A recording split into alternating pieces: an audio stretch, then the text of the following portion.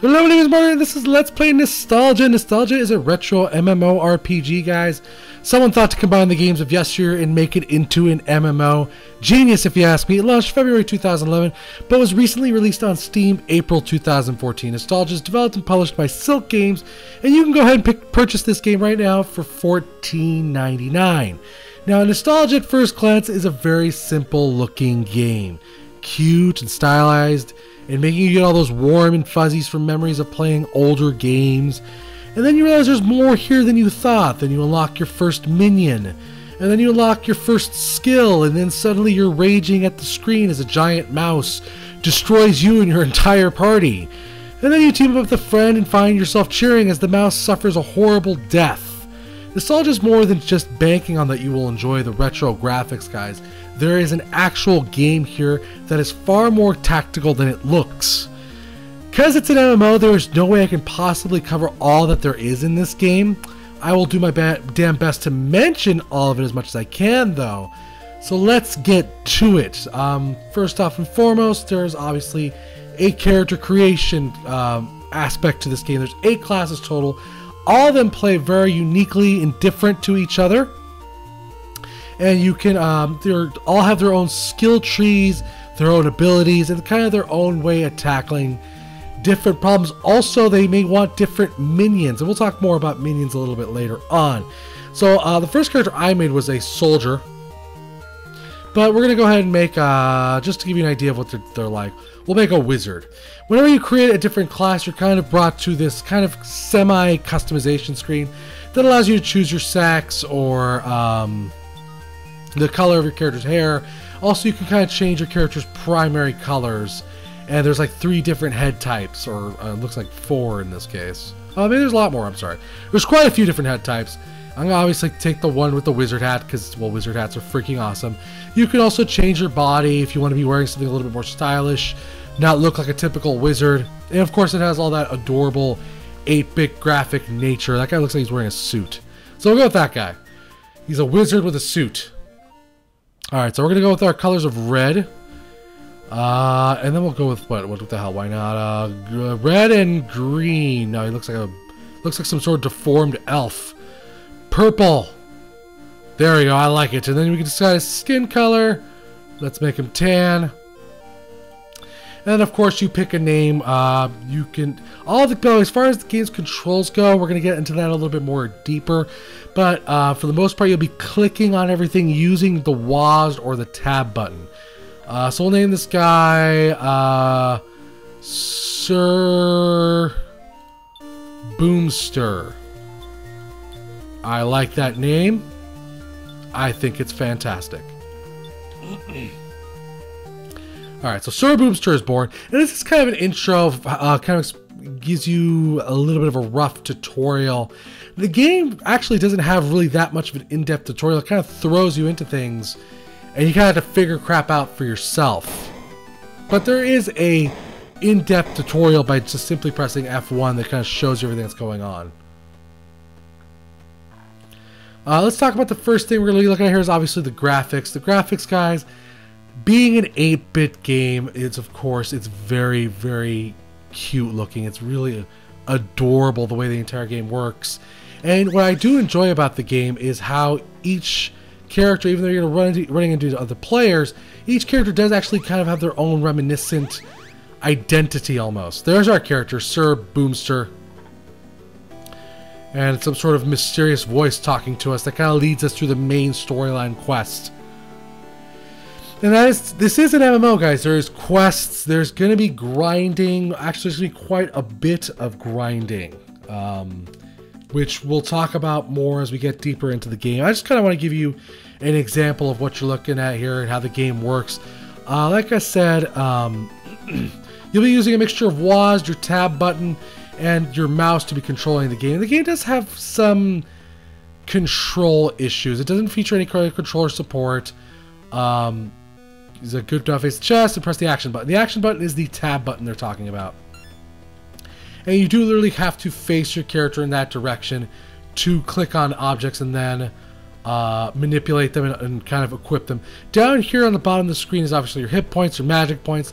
This may change depending on which class you play. Like for instance, I think my warrior doesn't have magic points. He has some sort of other, I forget what they're called. I think they're called valor points, or I don't really remember what they're called. You click on the bag though and it brings you to your equip screen where you can equip items. You have 4 slots to equip to your head, body, main hand, and offhand. You have ingredients, which ingredients are kind of used for a minor crafting in this game. You can kind of get recipes in this game, and that'll help you craft items. So another thing that there is in this game, if you look around, for instance, right there, you see that little crack right there on the left of that? Well, this monster over here, there is a lot of secret passages in this game. Anyways, we're going to enter the first battle here, so that way it gives you an idea what the battle system is like. Normally, the battle system is kind of timed. When you're working with other players, you have about 20 seconds to decide what it is you're doing, either an ability or an attack or using an item, or maybe dictating commands to your minions. But period end, you have 20 seconds to decide what it is you're going to be doing. But when you're by yourself, you can take all the time you want in the world. And this is kind of where I take issue with things. Most of the time, you're going to be just kind of pressing 1 to just attack whatever's in front of you. Do I have an ability? I do have an ability, because let's fireball this guy. Okay, he dodged. Let's kill him. Die. You can see the kind of adorable aspects of the combat there. Those little 8-bit graphics that make you feel all good and warm and fuzzy inside. When I was talking about with those, for instance, with my warrior, most of the time I kind of just end up pressing 1 a lot. And if you keep pressing 1 button repeatedly over and over again, the game does kind of boot you for spamming. So that's kind of can be a little frustrating at times. Anyways, like I said, there's a lot of secret passages in this game that will lead you to other items and other areas. Let's talk to this person. Frederick, you'll find hidden passages like this one all over the world, but not all of them are so easy to spot. So let's go ahead and claim whatever's inside this chest, which is a headband, which is pretty awesome, and also ridiculously expensive in the store. So I'm glad we got it on this run. And simply go to your whip stream, put that on, and you can use it. Our link breaking up, 1 out of time, blah blah blah blah. Leave cave, go north, find Crassus, help you. Okay. Let's go ahead and loot this chest. What's inside? Some gold. Very nice. And yes, there will be chests sometimes in dungeons that you can just loot. I'm not sure if there's chests in every dungeon. I'm not sure if that was just a starter area thing, but I'm pretty sure there is loot in every dungeon. So let's go ahead and kill this minion. There's a very important reason we want to kill this minion. Now that we've killed it, it will want to join us. Because if you are playing this game for by yourself, for instance, and this game does feature a really nice thing that I like about this game is kind of you can play it on local. You don't have to play it multiplayer. You will need to fill out the rest of your party slots, which you can have up to you and 2 other people in your party, I think. Most of the time, that will be filled out by your minions, which are enemies that you have defeated. So, for instance, I just defeated the slime. I can name it now. I'll name it. We'll name it Buttercup. Let's go over here. Buttercup the slime. Buttercup.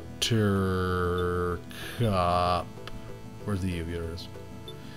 And then you will that minion will join you now and kind of follow you around, and it will have its own abilities and actually level up and do its own actions during combat. You can kind of, like I said, decide its tactics. You can try to give it a basic idea of what role you want it to play, but for the most part, it'll always take its own action. And this is a way for you to fill out the rest of your party. And a major aspect of the game, because there is a lot of minions. There's a freaking metric ton of minions. And that's kind of one thing I really enjoy about this game. Just about every enemy you fight in this game can and will become a minion if you so want. And each of them has their own thing that they bring to the game, their own tactics, their own abilities, their own way of helping you in your party. And you may want to choose different minions depending on which class you're playing. Maybe you're a healer, so you may want beefier, tankier minions than, let's just say, the slime, for instance. But for just the beginning of the game, you're going to want to go ahead and grab the just the slime just to start with. So this is just taking you kind of to the first starting area, the first town, the first hub, if you will.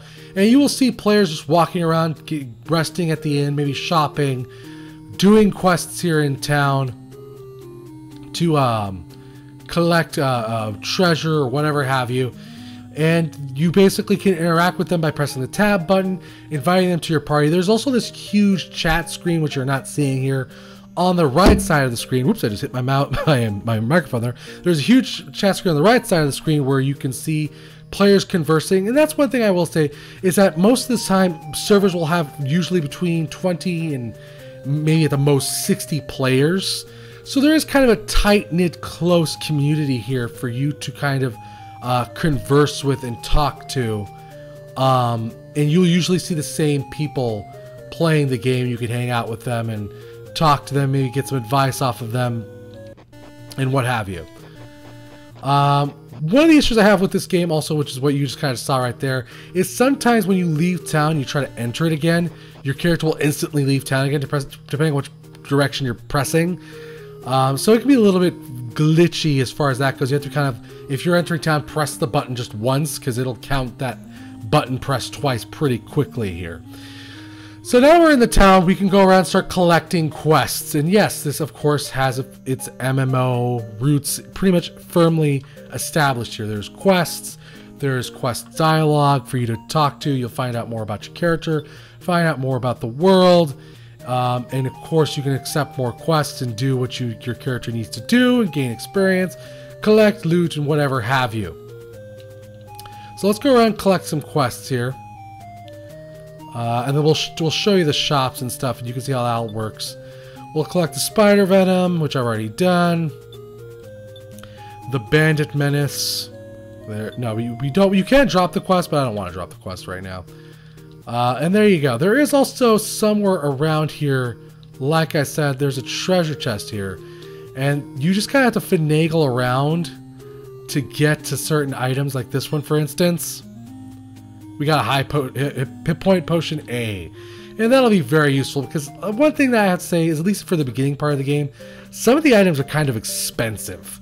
You will get maybe like 2 or 3 gold from the beginner area, but as you get deeper and deeper into the game, you'll start getting like 10 gold or 15 gold. It all really depends on your level. And some of the items, like I said, can be kind of expensive. For instance, that headband we got is 55 gold, which is a lot if you're low level. And the prices go up higher and higher, 175 and 150, and I can only imagine the prices kind of get higher and higher as you level up more and get to higher end equipment.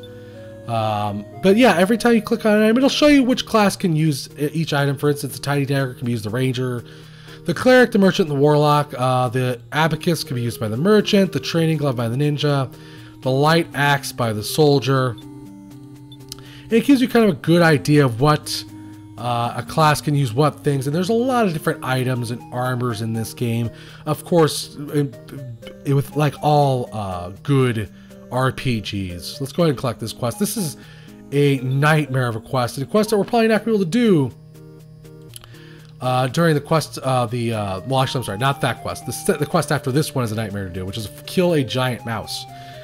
This quest is kind of adorable, because it puts you kind of, it plays with those 8-bit graphics a little bit. The entire floor is frozen, and you kind of have to make your way to this chest here, and then click on it to get access to a chest that will, basically an item the guy's looking for, basically. But I don't remember 100% how to do that. How do I do that? I forgot. There we go.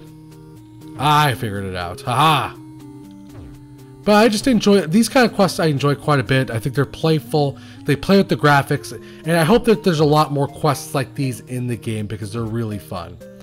But you kind of see how they kind of play with the graphics there. And then after you complete this quest, the quest after this one is a freaking nightmare. It's to kill a giant mouse who is ridiculously powerful. But I want to talk more about other things and show you a little bit more of the combat. So we're going to go outside town here. And you will see other players just walking around fighting things, engaging in battle against maybe other players or against monsters. You can team up with them, join their crew, and then they will begin adventuring with you. And then another kind of weird thing that happens when you team up with other players, depending on who the group leader is, that person decides the direction the group goes in, which is another kind of minor issue I have with the game, because it just completely takes the control away from your character, and you're kind of just, well, essentially just at this point clicking buttons when you're partying with other people. So you're kind of just there, and you know, but to be honest with you, the fun part of this game is teaming up with other players and using your abilities to conjecture with theirs. Like, I didn't beat that giant mouse until I got a healer in my group, and we took it down together, and that was a lot of fun. But it's just, I felt bad because I felt like it was my job to keep the pace of the game going, because I got a rainbow thing. There's random loot in this game also. I got a rainbow inner tiny dagger, very super sweet. All right, so I'm gonna equip that. I can't equip that. I need to be level 2. That's why. Okay, that's okay. At least we'll have a nice dagger. We won't have to buy an item now. But yeah, I felt like I had to keep the pace of the game going because I was the guy kind of walking him around to finish all of the quests. But in all, it was still a lot of fun playing with other players. So as you defeat monsters, you start gaining levels. Eventually, you get access to more minions. You'll gain access to a kind of like a talent tree, and each class has 2 talent trees that are individual to them. For instance, the warrior class, which is the first character I made, has a berserker tree, and then kind of like a guardian tree, which focuses more on staying alive and tanking, whereas the berserker tree is more focused on doing damage. And each class will have its own 2 separate skill trees. The monsters, the minions, don't have a skill tree. They have like this, every 5 levels you get to choose an ability that they will gain. And this is, to me, this is kind of a massive thing because there's a lot of freaking minions in this game, guys. So you can imagine how many different kinds of combinations you will run into as far as characters and their minions and their abilities as they go.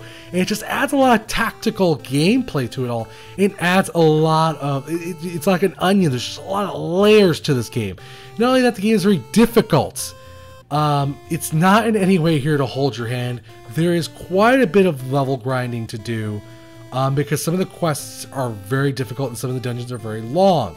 For instance, west of that bridge that you saw on the screen there is a bandit fortress, which is really long, and you're getting jumped by 5 enemies at a time against you and maybe your 3 minions, you and your 2 minions, or you and a party member. And it just gets really overwhelming very quickly, and you could die, and you have to either have potions or you know, have a healer with you. It just, you have to plan out your moves very carefully, or you could of course power level past the dungeon, come back to it, and then kind of blow it all, blow through it all. But where is the fun in that? The fun in the game is kind of overcoming the challenges that you will face. So yeah, with 8 different classes, 2 different skill trees, the minions, the quests. There's also, like I said, a little bit of a crafting in this game. You can make these enchants for your weapons. I'm not sure more about the crafting. There could have been more added up to this point. I just did a little bit of tiny research and found out that there's like these recipes that you can collect to basically craft items. You'll collect a certain amount of items from random bosses, or I'm sorry, not random bosses. There's bosses in this game though, but random monsters, and then you'll craft those items and then you can use them. There's also dyes which you can use to change your look. There's masks which you can use to change kind of like your head type and give yourself maybe a different look. There's also these things called seeds, which can kind of, I think, I forget what the maximum number of seeds you could have, which is like 3 or 9. I'm not really sure, but basically they enhance your stats. I'm going to show you the big giant mouse that's going to kick her. Actually, you know what? First I'm going to want to rest. First I'm going to rest, then I'll show you how the mouse that can kick her ass. And yeah, you can buy potions, you can rest. What does she do? I forget. She's a barmaid. She just talks. She just, flirts with you because, Sir Boomster is pretty awesome. So we'll go ahead and rest really quick, which will of course restore all our mana points and our hit points. It is also very, very old style retro RPG thing that you'll be doing quite a bit in this game. You'll need to rest constantly. And it plays this adorable music, and then you end up upstairs and you have to open the door, and it's all very cute and reminiscent. I love the graphics. I love the sound. I love the music. It's all very just really retro. It brings me back memories. I have certain issues with certain control aspects to the game, with the tab, the kind of spamming one button eventually gets you kicked out of the game. It seems kind of silly to me to have that feature be there if there's not an auto attack button. But, it's like I said, it's just a minor issue. So let's go ahead and check out that mouse I was talking to you guys about. And I'll talk more about other things you can do in this game. Of course, because it's an MMO, there is guilds and all that entire social aspect. There is that entire close-knit community I was talking to you about. Because, again, you're going to be playing either by yourself or on these online servers, which only have about 50 to, 25 to 50 players. And you'll be seeing the same people over and over again. And now I'm going to be fighting this mouse to the death, but there's a particular reason I want to show you that. It's to show you what happens when you die. When you die, the consequences for your death is you lose half of your gold. And that's it. And then basically you're reborn, and then you can, go again, try again, over and over again. But you'll keep losing half your gold every time you do it until you're down to 1 gold piece. And then you kind of can't lose anymore, but you're not really, you lost half your damn gold. So it's kind of a sucky punishment, as it were. So you don't want to lose half your gold. You want to, of course, win. This mouse right here destroyed my party over and over again for like 5 levels. It was ridiculous to defeat that freaking mouse, but it was so much fun when we finally did overcome that mouse. Me and this healer teamed up. We got together. We kicked its ass, and I found myself being actually like happy that I defeated it. It was a lot of fun, I guess you could say. So yeah, you have that option to play by yourself if you don't want to play with other players, which I think is a really super awesome feature for them to add to the game. You can just play it locally, you can play it multiplayer. There's just a lot here to this game. Now, there is a little bit of login issues I have had issues with. You'll be kind of, when you first get the game, you'll have to try to tag it, associate with your Steam account, and there's been some minor issues, and you'll have to create an account for their game, but to be honest with you, it's not that big of a deal. It wasn't that minor of an issue, and I eventually got it handled. So in all, NEStalgia is a game to be mastered. It will take time and investment, and it is very enjoyable. Like I said, there's minor issues with controls and the entire following aspect of other party members, and like I said, I felt that pressure to keep the pace of the game going.